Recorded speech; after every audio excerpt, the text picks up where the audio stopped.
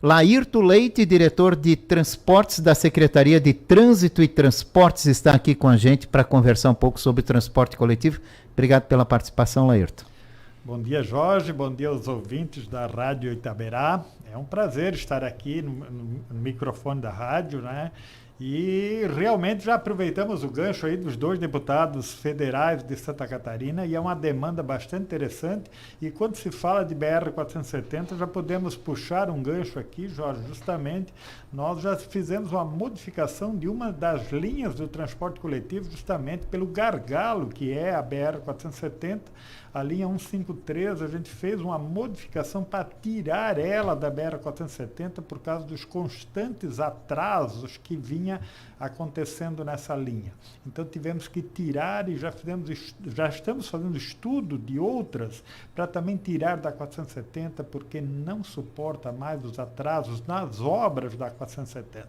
Então esperamos isso, se a Ana Paula e o Ismael estiver nos acompanhando, né, que possa encampar também essa situação da 470, que é grave. E aqui a gente tem uma dificuldade muito grande, que é ali no trevo do Badenfurt, né, que aquela coisa não sai do lugar, já alterado o projeto, mas o projeto também não evolui, e tá lá aquela dificuldade toda, né, tem a linha 320, se eu não me engano, que tem que contornar a rodovia, né? Ou seja, ela tem que sai, contorna, pega o trevo de Pomerode para voltar pelo complexo do Baden. Isso é uma dificuldade gigantesca com o trânsito que nós temos hoje em dia lá, né? Exatamente. Essa é a dificuldade, né, Jorge, do transporte coletivo, que muitas vezes ele não é atrativo. Claro que com o veículo não é diferente, né?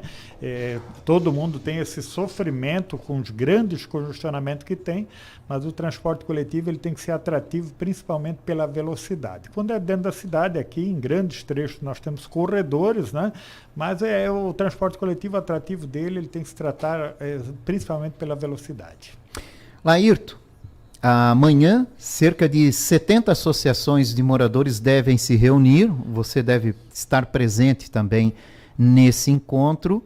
Esse encontro está sendo organizado pela Uniblan devido a reclamações contra a falta de horário no transporte público aqui de Blumenau. Semanalmente a gente divulga e acompanha, né, essas alterações que são feitas em horários do transporte coletivo. Mas ainda está longe de atender a demanda do cidadão. Agora eu queria ouvir o lado da secretaria de por que a gente não consegue voltar a ter o transporte coletivo como tínhamos lá em 2018, 2019. Jorge, então, né, primeiro vou dizer que estarei amanhã sim na reunião. Acho importante, né, essa unidade das associações de moradores. A associação de moradores existe exatamente para isso e que se crie uma pauta conjunta exatamente e não alguma coisa para uma pessoa, né? Eu não sei qual foi a metodologia que foi usada para a reivindicação, né? Mas vou entender isso amanhã junto com todos lá na reunião. Jorge, o motivo de não ter voltado exatamente a mesma quantidade que se tinha antes da pandemia é justamente porque o público ainda não voltou. Então, se a gente fazer uma comparação com 2019, em 2019 nós transportamos um total de 25 milhões de passageiros no ano de 2019 e 8 milhões de passageiros no ano de 2020, que foi o ano da pandemia. Então, é fato que o próprio governo do estado, certo ou não, né, a gente nunca vai saber se a atitude foi tomada correta ou não, mas nós ficamos mais de 130 dias sem transporte nenhum no ano de 2020, por intervenções do governo do estado, né, porque a pandemia estava aí e se entendeu que o transporte coletivo era um dos contaminadores. E com isso, muitas outras pessoas, elas encontraram outras formas de ser transportado. Então, assim, quando o máximo que se conseguiu após a pandemia, que nós tínhamos durante a semana uma média de 100 mil passageiros por dia até 2019, quando retomou 22, que foi tendo um crescimento, o máximo que a gente conseguiu foi uma média de torno de 70 mil passageiros. Então, é natural que não dá para fazer a mesma oferta do que aquilo que a gente tinha até 2019. Essa questão da redução do passageiro. Fica o dilema se reduz o passageiro porque não tem ônibus ou se reduz o ônibus porque não tem passageiro. Sempre fica aquela coisa, fica né? a dúvida, né? Do ovo da galinha, né? O que veio primeiro, se é o ovo ou se é a galinha, se eu oferto ou não, né? E fica também, né, Jorge, aquela coisa muito, né? E o subsídio que é colocado, isso, né? eu ia te perguntar, porque o grande questionamento que a gente vê do usuário do transporte coletivo é que ele está pagando duas vezes, é o que ele pensa, pô, eu estou pagando a passagem e a prefeitura vai lá e dá mais dinheiro, mas não tem ônibus, se está dando dinheiro, por que não volta a ser como era antes? Jorge, primeiro a gente precisa clarear duas coisas, né? O passageiro ele caiu de uma forma, é uma situação, e o custo operacional ele cresceu de uma forma muito superior, né? Se a gente falar só no ano de 2022, só o diesel ele subiu em torno de 30%. Nós estamos falando aí de uma inflação que se apurou em torno de 6% e o diesel subiu em 2022 30%. E o diesel ele tem um peso bastante significativo na tarifa. Então, isso ele deu um disparato muito grande, que é uma das composições da tarifa. Hoje, quando a gente vai falar de tarifa técnica, o que é tarifa técnica? É o custo que a tarifa custa exatamente. Hoje, a nossa tarifa técnica, o custo dela é R$ 6,81. Aí a praticada, para quem coloca o valor no cartão, é R$ 5,30. Então, naquela tarifa, ela tem um custo, uma diferença de R$ 1,51. Para o estudante, ela é apenas de R$ 2,65. Ou seja, a diferença fica gritante.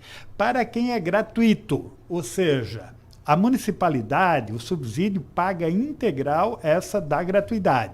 Para quem é idoso, 100% gratuito. Então, ali que entra o subsídio para poder manter o transporte coletivo. Se me perguntar se eu sou a favor do subsídio, também pelo menos não era até 2020, e eu teria muito orgulho de dizer que a nossa operação era redondinha e não haveria necessidade de subsídio.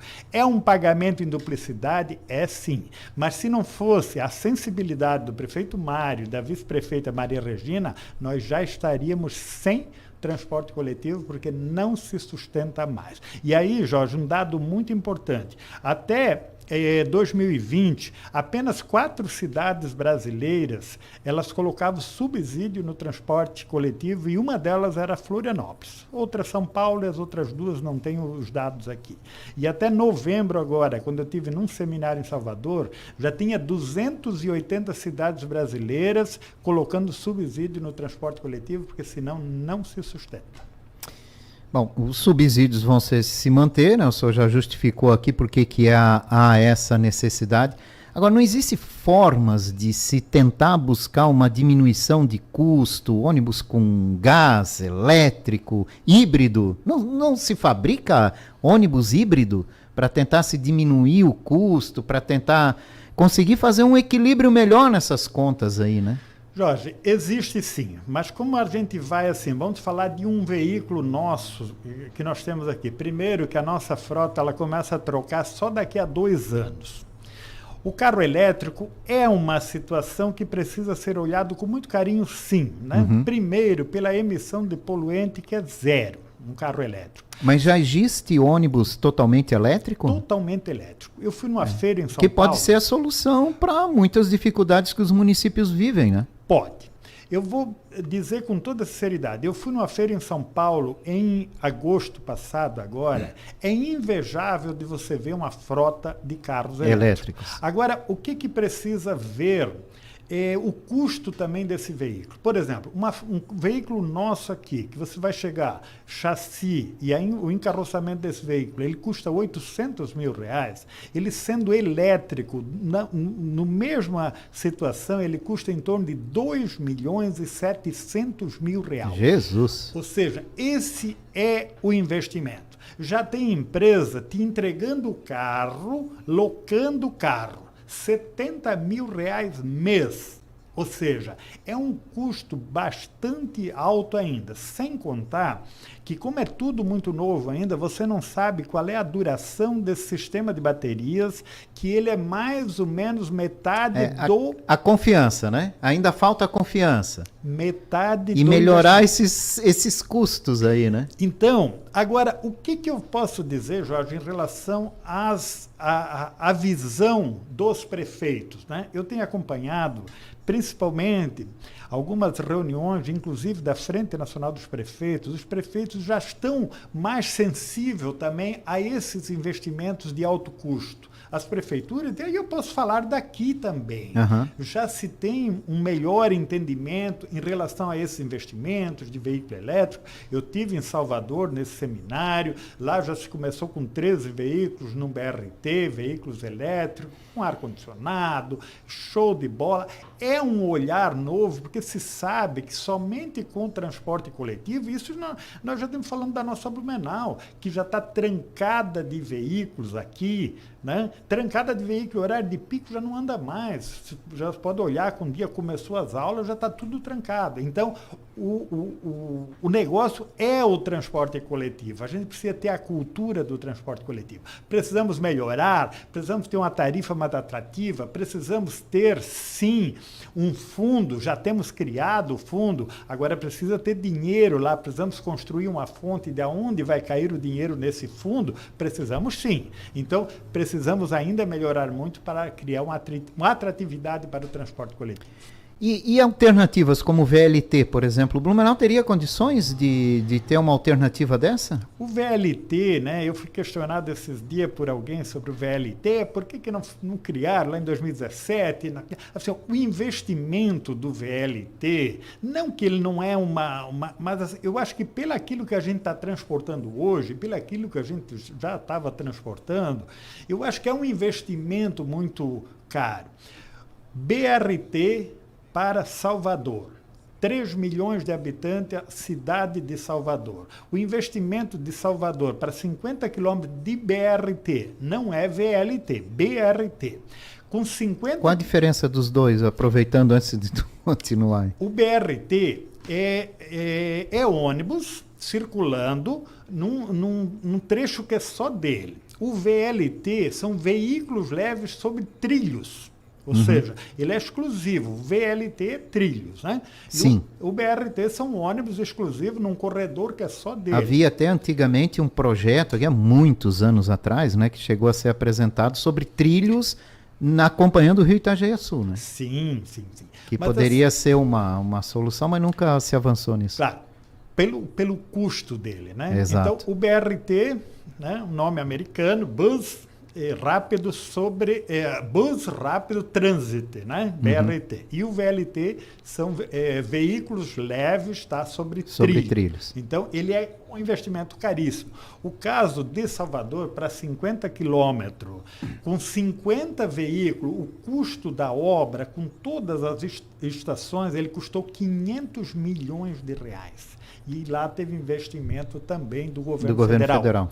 Então, aí as coisas começam, mas tem a contrapartida também da cidade de Salvador, né? Então, ele torna-se caro. Então, o caso nosso aqui, nós não temos um levantamento de custo, mas tanto um VLT se colocaria no 10, né? Algo nesse sentido, mas eu entendo ser um investimento muito caro pela demanda que teria. Então, como é que eu resolvo o problema do troncal 10? Com mais horários, né, que já temos no horário de pico, 2, 3 minutos e tal, que ele já se suporta hoje, o troncal 10, simplesmente aumentando o número de ônibus. Se questionou muito também, Laírton, a questão do articulado, né? Quando essa empresa entrou em operação aqui em Blumenau, eliminou os ônibus articulados. E se questionava muito pelo tamanho do ônibus e o comportamento, né? Desses veículos, né? O articulado poderia levar muito mais passageiros e assim melhorar essa questão. Se pensa numa possibilidade de retorno do articulado, se conversa sobre isso. O que vocês estudam para apresentar para a empresa, para poder evoluir nessa prestação de serviço? Jorge, um veículo articulado feito os modelos que a gente tinha aqui em Blumenau, ele transportava 120 passageiros. O que nós temos aqui, veículo pesado, são Scania 15 metros, com eixo bidirecional traseiro, ele transporta 101 passageiros. Onde é que está a diferença? Aquele ele fazia 1 quilômetro, o anterior, com 1 litro de diesel. Esse aqui chega a fazer 2,8. Quando você vai para a matemática, aí eu vou trazer um dado aqui importante. Em 97, a gente transportava, ao ano de 97, a gente transportou 40 milhões de passageiros. Vamos para 2017, a gente transportou 26 milhões de passageiros. Ou seja, a queda, ela foi acontecendo. Então, não tem mais necessidade de a gente manter carro articulado aqui em Blumenau. Não vejo necessidade. Esse modelo que a gente tem em Blumenau, Scania, né?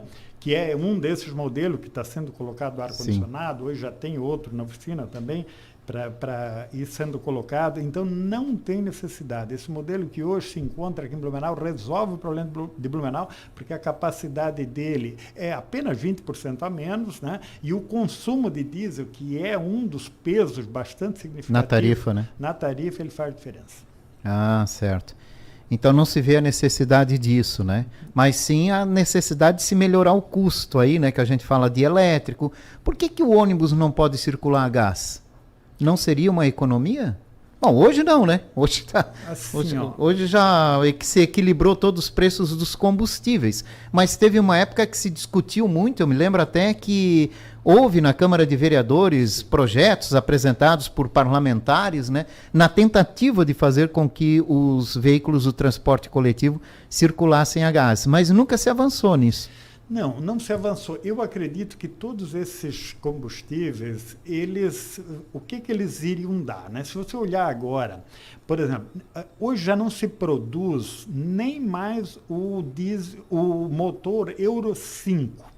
O motor Euro 6, a partir de agora, a emissão de poluentes em comparação ao Euro 5, ele já é 6 vezes. O motor produzido em 2023, a emissão de poluentes deles é 6 vezes menor do que o produzido ainda em 2022. Então, ele já zera.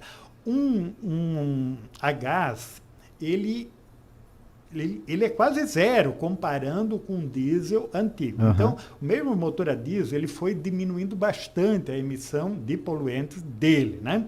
Então, o diesel já não polui mais tanto como aqueles carros lá de 20 anos e tudo mais. Então, esse é o grande diferencial. A diferença também grande, né, é a capacidade. Você vai colocar diesel num tanque, a capacidade que ele tem de andar um dia todo é muito tranquilo. Não é o caso do gás, e o gás ele demora mais o tempo de abastecimento. Resumo da ópera, nós não temos nenhum a gás aqui, poderia ter, nada contra o gás ou alguma coisa nesse sentido, mas não avançou exatamente a lei que estava na época de um vereador que tentou colocar. O exame é o avanço é o elétrico, né? Tem que se pensar numa frota de veículos elétricos para se diminuir o custo operacional e aí sim poder começar a melhorar nesse sentido, né? Com certeza. A questão do elétrico hoje é o custo. Sim. O senhor falou que daqui a 2 anos o Blumenau muda a frota. Isso. 2 anos acontece muita coisa, talvez sim. Aí o governo federal apareça com aporte, porque todas as cidades estão sofrendo sim. com o transporte coletivo. Alguém tem que fazer alguma coisa, quem sabe o governo federal venha com aporte na questão do elétrico para tentar ajudar a diminuir o custo, que é o que todo mundo quer, né? Exatamente, Jorge. Eu imagino que assim, a Frente Nacional dos Prefeitos, ela com certeza vai ser muito forte. E até o presidente da Frente Nacional dos Prefeitos, ele tem uma ligação muito forte com a esquerda. E eu imagino, eu vivenciei ano passado a força dele, inclusive com o ex-presidente, né? Quando disse assim, eu participei de reunião, onde ele disse assim, nós vamos a Brasília, que fez com que veio esse recurso, né? 4 milhões, veio para a cidade de Blumenau no passado, um aporte do governo federal, onde ele disse assim, nós vamos para Brasília com agenda ou sem agenda. Ele é bastante atuante nessa área e realmente sem ajuda. E aí eu me refiro também do governo do Estado. O governo do Estado também vai ter que dar a sua contribuição. Eu estive em Goiânia e lá em Goiânia, o Estado de Goiás, ele banca todos, 100% de todos os estudantes, independente se é municipal, estadual, tudo, o governo do estado Então, de Goiás... a parcela... integral, e aí é integral. E hoje, quando a gente veja aqui, Jorge, que o governo do estado, ele paga a nossa tarifa, e claro, e talvez que o nosso município não cobra, mas quando o governo do estado bota crédito para o aluno do governo do estado aqui, ele bota no valor da tarifa que é cobrado aqui, no caso aqui, R$ 2,65. Lá, o governo do estado de Goiás, ele paga o valor integral da tarifa, que no caso do estado de Goiás agora, ou pelo menos na região metropolitana de Goiânia, é R$ 7,26. O governo do estado, lá, ele paga a tarifa integral, que é o custo da tarifa técnica. E aqui paga metade como o estudante paga. Talvez que é nós que somos que é o que nós estamos cobrando do governo do estado, né? Então, que assuma a tarifa integral. Exato. Assim, vai ter que entrar com participação, porque senão corre um risco de um colapso que as cidades feitas nossa podem ficar sem transporte nenhum. Um outro questionamento, Laírton, que tem que levar para você é na questão do tempo que o cidadão leva em algumas regiões aqui da cidade, não são em todas, né? Aquele que tem o privilégio de morar num corredor ou próximo de um corredor onde tem os troncais, ele está mais tranquilo porque são mais horários. Aqueles que moram em locais mais afastados, que tem que pegar uma linha para chegar até o terminal, para daí chegar até o seu local de trabalho, centro da cidade ou coisa parecida, ele está perdendo muito tempo e está irritando o cidadão, porque ele acaba desperdiçando tempo. E no mundo que nós vivemos, tempo é dinheiro, né? E isso é uma dos questionamentos, né? Porque muitas vezes, eu sou exemplo disso, a gente chega no terminal onde está saindo, aí tu se pergunta, mas não podia ou adianta esse ou atrasa aquele. Como é que vocês fazem? Se vocês fazem esse acompanhamento? Jorge, a ideia, né? Agora vamos entender, um troncal, por exemplo, vamos falar do troncal 10, que é o troncal que mais tem linha, que mais tem viagens, né? Ele ainda tem mais de 130 viagens dia. Então, assim, quando ele chegar no terminal do Garcia, e a pessoa quer ir para o Progresso, lá eu não tenho na mesma frequência, né? Lá eu tenho, por exemplo, vamos falar do Santa Maria, né? Lá eu tenho 40 viagens por dia. Então, é difícil a pessoa chegar lá com o troncal 10 e já tiver o Santa Maria. Não tem na mesma frequência. Lá vai ter, de repente, de meia e meia hora. Então, corre o risco dela chegar lá e aí vai ter que esperar, de repente, se já saiu, vai ter que esperar essa meia hora, entende? Agora, se ela chegar logo depois, porque o troncal 10 vai chegar, sei lá, mesmo no entre-pico, de 15 em 15 minutos, de manhã tem de 3 em 3 minutos, entende? Então, essa é a frequência que não dá para manter nas linhas alimentadoras a mesma quantidade que tem nos troncais. Os troncais é que passa na região central e tem uma quantidade muito maior. Então, nas linhas alimentadoras não dá para manter na mesma frequência. Mas dá para remanejar num sentido de tentar melhorar essa conexão com os terminais? Jorge, quando a gente vem para os nossos ajustes, né? Quando eu venho aqui para 2022, né? A gente fez de inclusão de viagem. Inclusão são mais viagens que foi colocada durante aquele ano. Nós colocamos 557 novas viagens. E a gente fez 1.159 ajustes. Foi onde a conexão não estava batendo. Ou seja, um está chegando e o outro já tinha saído, ou estava demorando muito. São os ajustes feitos, identificados por usuários do transporte coletivo, pelos nossos fiscais ou pelos próprios fiscais da Burmob que estão no terminal e identificaram essa diferença, esse disparo que estava acontecendo. Então, esses são os ajustes que são feitos para procurar diminuir esse impacto da espera, tanto no terminal ou da própria linha alimentadora. E isso é feito diariamente. Diariamente é feito esse acompanhamento. Sim. Eu imagino que vocês devam receber muitos questionamentos e reclamações também nesse sentido, que é o que deixa o usuário insatisfeito, né? Lógico. Ele quer agilidade, quer sair de casa, poder chegar o mais rápido possível no seu destino. Quando você colocou lá a pauta, né, os desafios do transporte coletivo. Os desafios do transporte coletivo maior é trazer a contento o transporte coletivo para o nosso cliente, né, para que eles estejam o mais satisfeitos possível. Nós temos ciência que não vamos agradar a todos, né, porque o que seria o ideal? De 5 em 5 minutos na rua da pessoa, isso seria o ideal. Ter o ônibus, né? Ter o ônibus, isso a gente não vai conseguir atender, num valor justo, né, que as pessoas pudessem pagar e que não sentissem no bolso, né? Isso também tem as dificuldades, sem subsídio, né? Que isso também seria, porque é um pagamento em duplicidade, o que a gente está botando de subsídio, ele deixa de ser colocado lá em saúde, em educação, em conserto de vias e tudo mais, né? E que fosse aplaudido por onde a gente passava, né? Isso seria o ideal, né? E a gente sabe que esse não é, mas sabe que nós temos uma equipe, a diretoria de transportes, de mais de 25 pessoas pensando no transporte coletivo e pensando no nosso cliente, que é aquele que paga o nosso salário. A chegada do Terminal Oeste, que deve acontecer a partir do mês que vem, a partir de março, o que vai mudar para os moradores ali daquela região? Novas linhas? Hoje quem mora ali, por exemplo, né, tem que ir até um dos terminais para poder chegar aqui no centro da cidade. Vai ser possível dali ir direto para o centro? O que vai ter de novidade? Se é que vai ter novidade, né? Vai ter sim, Jorge. Sempre que tem um terminal novo, o ganho é da seguinte forma, né? Por exemplo, toda aquela região dali, ela acaba ganhando com mais viagens nas linhas alimentadoras e troncalizando a partir do terminal da Água Verde. A nossa operação, né, ela está praticamente pronta, a gente está concluindo alguns detalhes, mas como são viagens curtas que se tornam a partir do terminal, das linhas alimentadoras, a gente pode, o que pode dizer para as pessoas que moram lá perto, inclusive para você que sei que mora lá perto, pode dizer que o ganho será grande porque a gente consegue fazer viagens curtas a partir dali, inclusive em alguns horários que hoje são poucas, porque ele tem que vir até no terminal da Proeb hoje.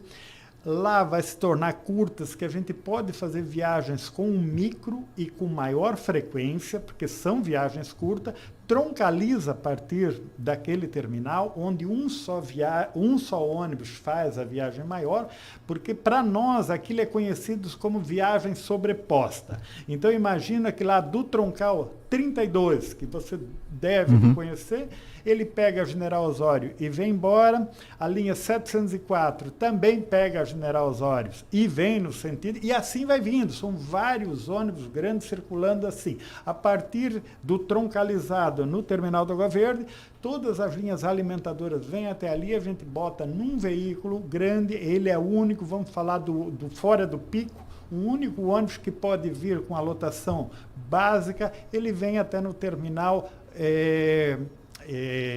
Proeb e também do terminal Fonte, com a quantidade de pessoas, acaba atendendo muito mais pessoas e mais a contento, fazendo mais viagens lá dentro. Dá uma agilidade, né? Agiliza mais, né? Sim, e esse é o objetivo. Tá certo. Laírto Leite, obrigado pela sua participação. Sei que você... Hoje tem o jogo do Flamengo no Mundial, né? Eu tô passando o dia aqui, essa manhã, falando com os meus entrevistados, porque eu sou Raul e Lau desde antes de nascer, né? E eu acho que tu também. Não. Eu sou vascaíno. Mais um. A nossa torcida aqui tá grande, aumenta cada vez mais. Tá certo, Laírton. Um abraço para você, uma ótima terça-feira, uma boa semana. Obrigado, Jorge. Sempre à disposição, precisando. É um prazer bater um papo contigo aqui e falar do transporte coletivo. Um grande abraço. Agora são 12h17 aqui em Blumenau.